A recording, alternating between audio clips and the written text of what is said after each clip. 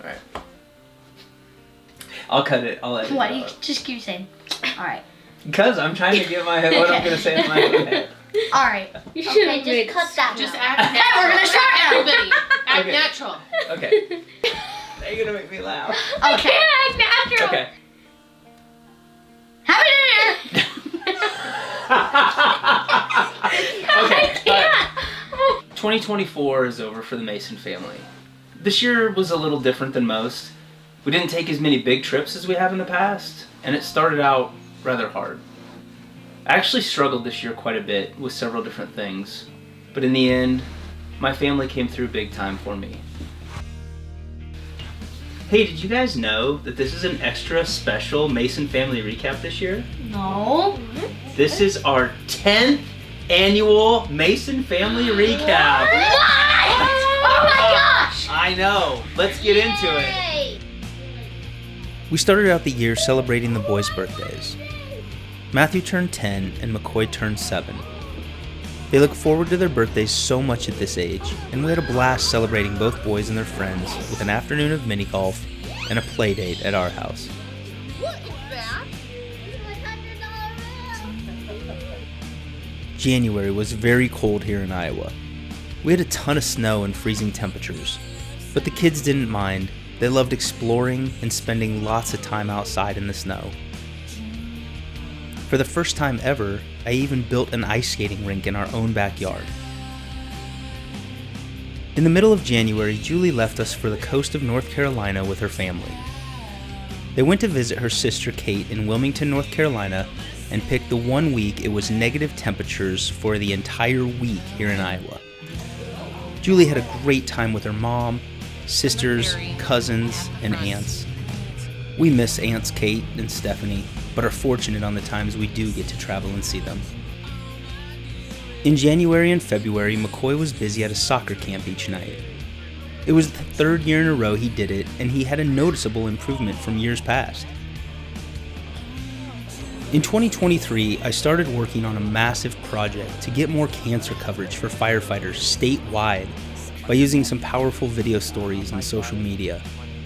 I spent insane amounts of time working on this, and spent some time at the Capitol visiting with legislators.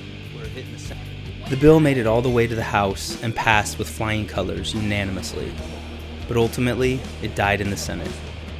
It was pretty difficult to swallow, especially after spending so many hours on it, all while losing a close friend in the middle of it. But I learned a ton, and I'm excited to get back to work this January. In the spring, the boys both played baseball. Matthew was on a competitive tournament team in McCoy in Little League. They both grew an incredible amount as they learned the difficulties of moving up in competition for Matthew, and for McCoy, just playing his first year of organized baseball. I'm a big baseball guy, so I love just sitting at the park and watching the boys play ball and coaching when I can. The boys weren't the only ones participating in athletics this year. Ainsley also tried her hand at volleyball for the first time ever. It wasn't natural for her, but she never gave up and tried her absolute hardest to learn the game and participate. And for that, Julie and I are both so incredibly proud of her. Ainsley has an incredible talent and love for the arts, and this year she continued with her competitive choir, in addition to participating in the middle school choir and drama club. She even had a solo at her school choir concert, and it was beautiful. She did such a great job and is seemingly fearless when it comes to performing in front of an audience. At the end of May, we drove to Fort Myers, Florida with the entire fam, my parents, Julie's parents, and Julie's sister's family. It was a week in a house directly on the beach with our own private pool. We returned to the boys still having a couple more weeks of school while Ainsley was out for the year. It was filled with school programs, year-end showcases, and real-life colonial reenactments. In June, I went with some friends to Wrigley for a couple days. We had a ton of fun, and as an added bonus, the Cubs even won. We introduced a West Coast cousin to Wrigleyville, and I think he had a ton of fun.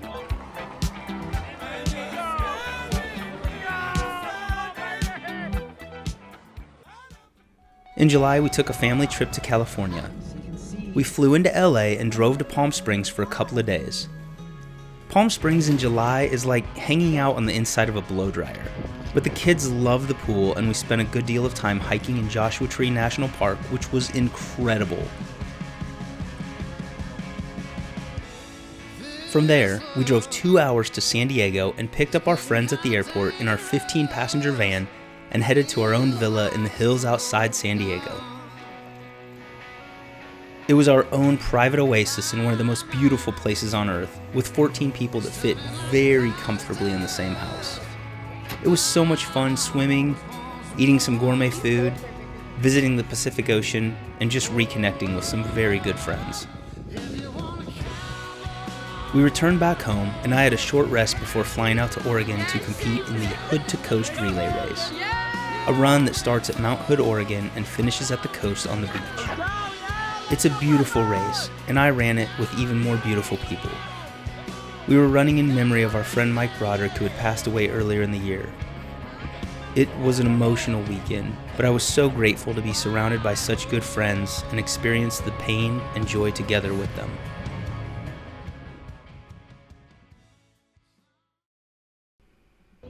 At the end of August, Ansley and I drove to Chicago to spend the weekend together. We walked around downtown for hours, spent the day at the Chicago Art Institute, and saw Pearl Jam together at Wrigley Field that evening. It was a dream date for me, and I had so much fun spending the weekend with her. I enjoyed sharing my favorite band with Ans, and was so thankful she humored me and enjoyed it. We came back, and it was back to school for everyone, and Ansley's birthday. Okay. She's now a teenager, and I cannot believe I'm the parent to a teenager. This fall, Matthew stepped up as a leader in his class and has been the MC for several school programs. He does a great job and is a natural on the mic. Matthew played soccer this year and had a great time. He grew and learned so much about himself, and can even put up with having his dad as his coach and yelling at him to be an example all the time. Throughout the entire fall, we once again spent every home Saturday inside Kinnick Stadium. I get very emotional about being able to spend each week with my family, rooting for my favorite team in the entire world. It really is incredible that we get to experience this week after week and year after year.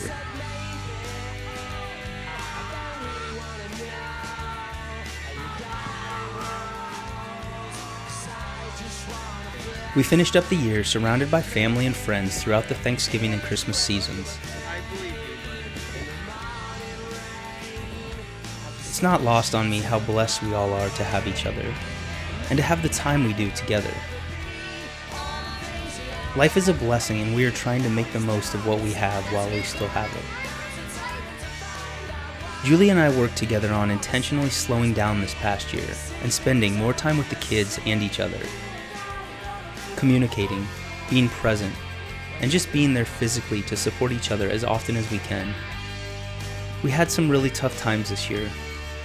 I struggled with a few things that greatly overwhelmed me and tested both my faith and own mental fortitude. Luckily for me, I've been blessed with an incredible family that picked me up through loss, grief, church hurt, and some other career struggles. We've said it before and we'll remind you again. Take some time to unplug this year. Leave your tech at home while you go on a walk or meet someone for coffee to catch up. We don't always give people flowers while they're still alive to smell them.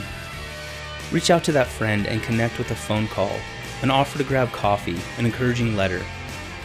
We are all human and facing so many of the same struggles. We love you all and hope that your 2024 was blessed and your 2025 is even better. For me, I had a good year, but I don't know about you guys. Oh, we did. Yeah. It was a great year. It was good. It was on behalf of our entire family, we wish you a Merry New Year. Oh. And then we'll all say, Happy New Year! And we wish you a Happy New Year. Happy New Year! Get ready for 2025. That's right.